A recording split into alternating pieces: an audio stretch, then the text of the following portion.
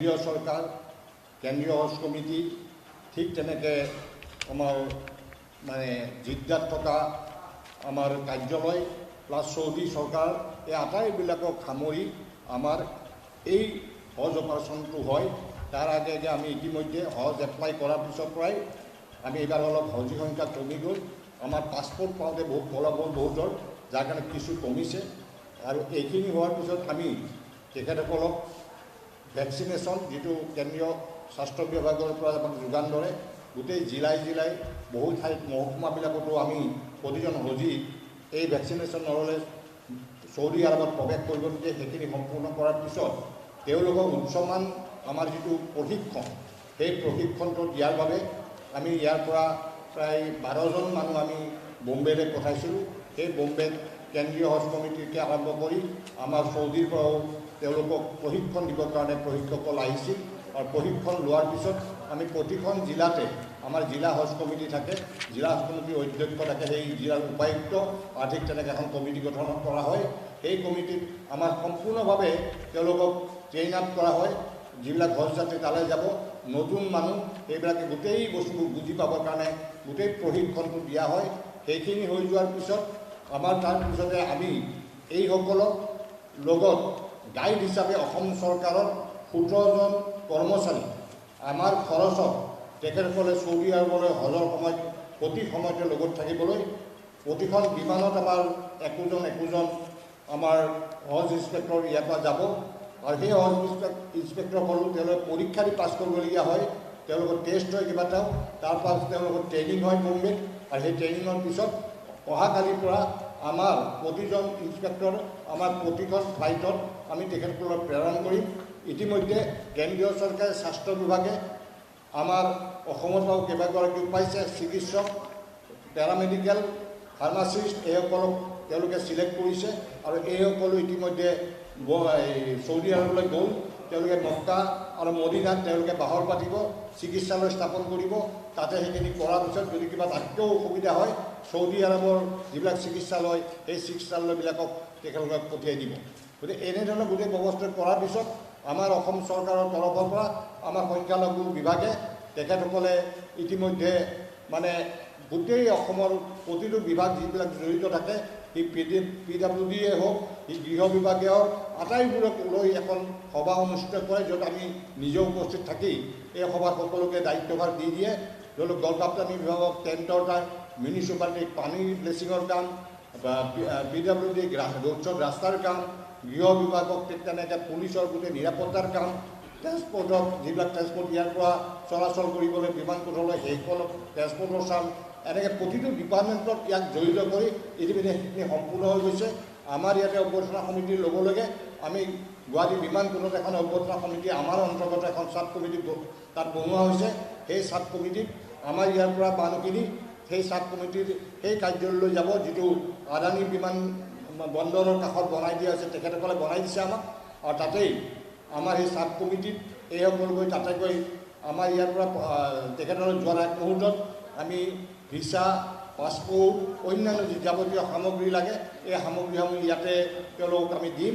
আৰু তেওঁলোকে সেই হেৰিলৈকে যোৱাৰ পিছত সেই দ্বিতীয়টো আমাৰ অভ্যৰ্থনা সমিতিৰ যিটো কাৰ্যালয় তাত থাকিব, তাতে তেখেতসকলৰ ইমিগ্ৰেশ্যন, পাছপোৰ্ট চেক কৰাৰ পৰা, চিকিউৰিটি চেক কৰাৰ পৰা, লাগেজবিলাক তাতে বুক কৰি দিয়াৰ পৰা এয়াৰপৰ্টলৈ গোটেই বিষয়বস্তু তাত তেওঁলোকে সেই কামখিনি তাতে হ'ব। আৰু তাৰপিছত পোনে পোনে বিমানবন্দৰৰ ভিতৰলৈ যাব। গতিকে এইটো হ'ল আমাৰ গোটেই প্ৰচেছটো।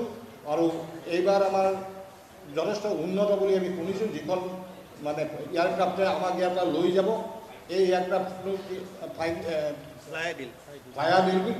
ফায়াৰডিল এখন চৌদিৰ আচলতে যথেষ্ট উন্নতশালী বুলি আমাক কৈছে। আৰু এইখিনি মানুহ লৈ গৈ আমি ইতিমধ্যে কেন্দ্ৰীয় চৰকাৰে চৌদি চৰকাৰৰ লগত এগ্ৰিমেণ্ট কৰি মদিনাত থকাৰ ব্যৱস্থা, মক্কা চৰীফত থকাৰ ব্যৱস্থা, হোটেলসমূহ ইতিমধ্যে বন্দবস্ত হৈ গৈছে। তেওঁলোকৰ ৰুম নম্বৰ আৰু তেওঁলোকৰ বিল্ডিং নম্বৰ পৰ্যন্ত ইতিমধ্যে তেওঁলোকক যোগান ধৰা হৈ আছে। আৰু তাৰ লগে লগে ট্ৰেন্সপৰ্টেশ্যন, পৰিবহণ ব্যৱস্থা আমাৰ ইয়াত কাৰো এক পইচা খৰচ নাই। তেওঁলোকে যি খৰচ ইয়াতে দিব লাগে দিলে। পৰিবহণ মদিনা বিমানবন্দৰৰ পৰা তেওঁলোকক তাত ৰখি থাকিব। আমাৰ হজ ইনস্পেক্টৰবিলাকে তেওঁলোকক সেই পৰিবহণ বিভাগৰ বাছত তাতে উঠাব। আৰু তাৰ পৰা তেওঁলোকক কোনে কোনে নিজৰ নিজৰ এলেকাৰ বিল্ডিঙলৈ লৈ যাব আৰু মদিনাত 8 দিন থকাৰ পিছত ঠিক 8 দিনৰ নিশা বা 10 দিনৰ ৰাতিপুৱাই তেওঁলোকক মক্কা শ্বৰীফলৈ লৈ যাব আৰু মক্কা শ্বৰীফত বাকী যি 42 দিন বা 45 দিনৰ কাৰ্যসূচী থাকিব সেইখিনি তাত তেওঁলোকে সম্পাদন কৰিব। তাতেও বিল্ডিং আছে আৰু তাতেও ৰুমবিলাক কোঠালিবিলাক তাতে মানে আমাৰ ৰিজাৰ্ভ কৰা আছে। গতিকে এই গোটেই কাৰ্যক্ৰমণিকাটো এনেধৰণৰ কেৱল যিবিলাক যাত্ৰী হজ যাত্ৰী যাব তেওঁলোকৰ যিখিনি যাৱতীয় কাগজ পত্ৰ ইতিমধ্যে নিৰ্দেশ দিয়া হৈছে। বিভিন্ন সময়ত কেন্দ্ৰীয় হজ কমিটি ৰাজ্যিক হজ কমিটিৰ পিনৰ পৰা তেওঁলোকক নিৰ্দেশনামা জিলাবিলাকক পঠুৱাইছে আৰু প্ৰতিজন হজ যাত্ৰীয়ে এই নিৰ্দেশনামাসমূহৰ ভিত্তি কৰি তেওঁলোকে কাৰ্যব্যৱস্থা হাতত লৈছে। গতিকে আমাৰ সেইপিনৰ পৰা আমি সম্পূৰ্ণ সাজু হৈছোঁ হজ যাত্ৰীসকলে যাতে বিনা সমস্যাই তেওঁলোকে যিটো মনত আশা কৰি ৰাখিছে সেই আশাটো সফল হয় তাৰ বাবে আমি ব্যৱস্থা লৈছোঁ। আৰু আমি তেওঁলোকক আনুষ্ঠানিকভাৱে বিদায় দিম অহাকালি 6 বজাত এখন আমি বিদায় সভা বা বিদায় দোৱা আমাৰ শেষৰ যিটো দোৱা কৰা হয় সেই দোৱাটো হ'ব। আৰু যোৱাৰ মুহূৰ্তত তেখেতসকলক আমি যিবিলাক উপহাৰ দিম সেই উপহাৰ আমি তেওঁলোকে বিশেষ 2016 চনত মই আৰম্ভ কৰিছিলোঁ যে আমি প্ৰতিবাৰে এতিয়া চৰকাৰৰ পিনৰ পৰা দিয়ে আগতে আমি নিজে দিছিলোঁ আমি গামোচাখন প্ৰদান কৰিম যিখন গামোচাই অকল আমাৰ স্বাভিমানৰ লগতে তাতে যাতে অসমীয়া মানুহখিনি বিশ্বৰ বুকুত কাৰণ লাখ হাজাৰ মানুহ উপস্থিত থাকিব কোনজন অসমৰ কোনজন হয় মানে নিজকে বিচাৰি পাবৰ কাৰণে অসমীয়া মানুহখিনিয়ে সেই গামোচাখন আমাৰ অসমৰ পৰা যোৱা প্ৰতিটো হজ যাত্ৰীয়ে সেই গামোচাখন তাৰে পিন্ধি পেলাই তেখেতলোকে ঘূৰিব লাগিব।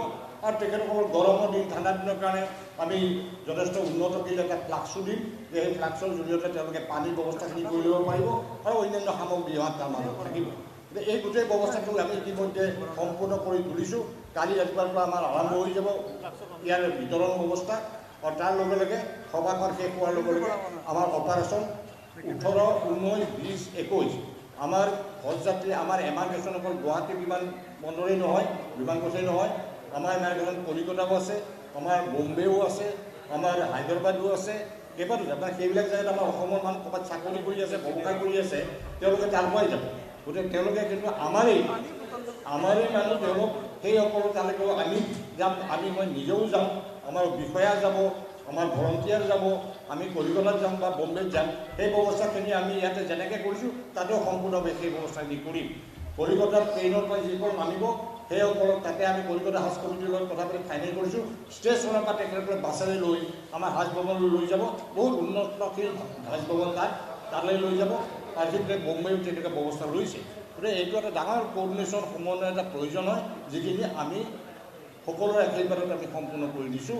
আপোনালোকক আমি আমাৰ প্ৰেছ ৰিলিজটো আমাৰ নিমন্ত্ৰণী পত্ৰখন আৰু কেইখন ফ্লাইট কেতিয়া যাব কেইজনকৈ ফ্লাইটত যাব মানে কিমান মানুহ যাব গোটেই ডিটেইলছত আমাৰ এই আপোনালোকে সকলোৱে পাব সেইখিনি দিয়া হ'ল নেকি আপোনালোক দিয়া হৈছে নেকি তাৰ ভিতৰত গোটেইখিনি বস্তুৱে আছে আপোনালোকৰ মানে ডাটা দিম কেইটা বজাত যাব কিমানজন মানুহ যাব ৰিপৰ্টিং গোটেইখিনি তাত দিয়া আছে সেইখিনি চাই মাত্ৰ মই আকৌ অনুৰোধ কৰিম যাতে আপোনালোকে অহাকালি আমাৰ ফাংচনটো সফলতাৰে সমাপ্ত কৰাত আপোনালোকে যাতে সহযোগ কৰে। মই সকলোক কোনো মোৰ সময় একেবাৰে নাই কাৰণ আজি আপোনালোক আহিলে কাইলৈ আকৌ আপোনালোকক নিমন্ত্ৰণ কৰিবলৈ এই সময় এটা অভাৱ হৈ যায়। আমাৰ ইতিমধ্যে হজ যাত্ৰীসকল অসমৰ বিভিন্ন প্ৰান্তৰ পৰা আহি আছে। গতিকে এই গোটেই ব্যৱস্থাটোৰ কাৰণে আপোনাক আমি অনুৰোধ জনাইছোঁ যাতে আপোনালোকে এই বস্তুখিনি তাৎক্ষণিকভাৱে এই বস্তুখিনি অহাকালিৰ কাৰণে চিন্তা চৰ্চা কৰি যদি আৰু কাৰোবাক ক'বলগীয়া হয় আপোনালোকে মোক ক'ব মই কাৰোবাক ক'বলগীয়া হ'লে কৈ দিম কিবা সম্পাদক হয় বা আপোনালোকৰ গ্ৰুপ আছে গ্ৰুপত আমাৰ যথেষ্ট আপোনালোকৰ সাংবাদ মাধ্যমৰ মানুহে আমাক সহায় কৰিছে আমাৰ ৰবিউলেই হওক বা আমাৰ পৰাগৰ আমাৰ কি নাম আছিল তেওঁলোকেই হওক তেওঁলোকে যথেষ্ট সহায় কৰিছে আৰু এতিয়া আপোনালোকক অনুৰোধ কৰিম আপোনালোকে যাতে এই সহযোগিতা আমাক কৰে অহাকালিৰ বাবে এতিয়া আপোনালোকক কিবা সুধিবলগীয়া থাকিলে আমাক সুধিব পাৰে তাৰ আমি উত্তৰখিনি আপোনাক সম্পূৰ্ণভাৱে দিবলৈ সাজু আছোঁ।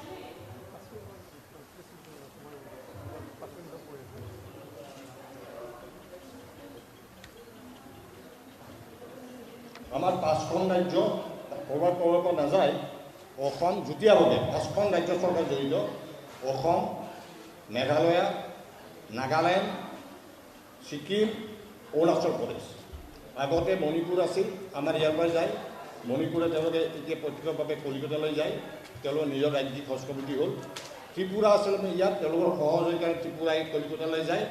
ঠিক তেনেকৈ এই দুখনৰ বাহিৰে বাকী আটাইবোৰ ৰাজ্য আমাৰ লগত এতিয়াও জড়িত আৰু গোটেইখিনি চৰকাৰীভাৱে আমাৰ লগত জড়িত আছে। গতিকে এই 5খন ৰাজ্য আৰু অসম চৰকাৰৰ উদ্যোগত যুটীয়া হজ কমিটিৰ জৰিয়তে এই গোটেই বিষয়টো আমি সম্পূৰ্ণ কৰিব পাৰোঁ।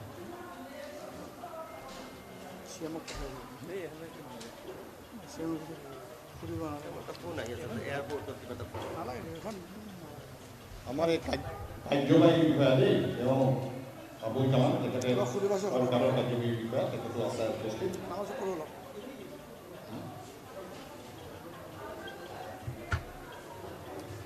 আপোনালোকৰ যদি আৰু কিবা জানিবলগীয়া থাকে আপোনালোকে জানি ল'ব পাৰিব। আমি ক্লিয়াৰ কৰি দিম, যাতে কনফিউজন যদি থাকে আমি ক্লিয়াৰ কৰি দিম।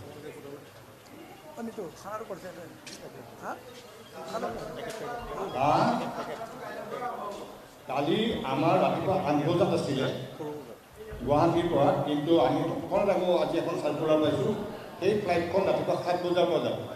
গতিকে এই মানুহখিনিক আমি আজিৰ ভিতৰতেই বা কালি পোৱাৰ ভিতৰত আমি তেওঁলোকৰ যিবিলাক বস্তু নতুন নতুন বস্তু লাগে এটা ঘড়ী দিব, য'ত গোটেই ঘড়ীখন সম্পূৰ্ণভাৱে তাত জড়িত হৈ যাব। মানে তেওঁলোকে টিপি চালেই গোটেইখিনি বস্তু কিবা হেৰাইছে নেকি, বিল্ডিং নাই নেকি, ক'ৰবাত নাই নেকি, গোটেই পাবলৈ এইটো একদম নতুন বস্তু।